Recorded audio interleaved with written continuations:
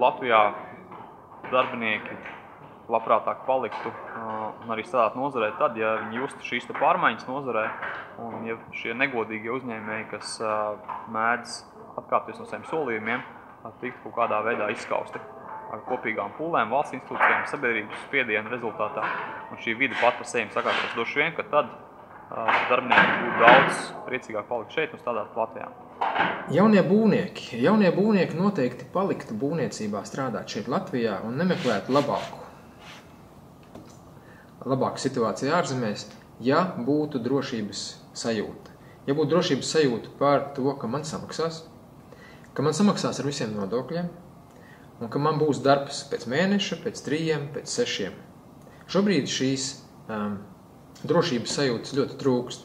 Un tas ir tas, dēļ kā jaunieši meklē šo drošības sajūtu citur, ārpus mūsu valsts. Rēķināšanās no darbdevēja puses ar šo te jauno darbinieku vajadzībām.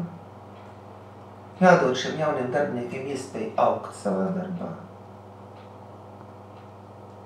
Jābūt viņiem piemērotam atalgojumam. Pirmkārt, noteikti vajadzētu palielināt drusku algas. No atalgojuma jau pats esmu strādājis un ir tā, ka es nostrādāju no agra rīta līdz vēlam vakaram. Tā kā brīžiem prasās, ka drusku vairāk būtu, maksāt būtu labāk. Otrs arī būtu darba apstākļi, jo, teiksim, es strādājot, man likās, ka drusku vajadzēja pie tā visu piedāvāt.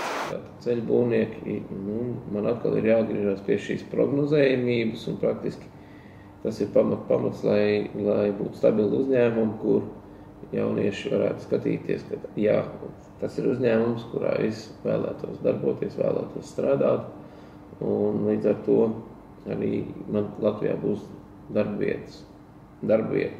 Es varēšu uzlabot Latvijas infrastruktūru.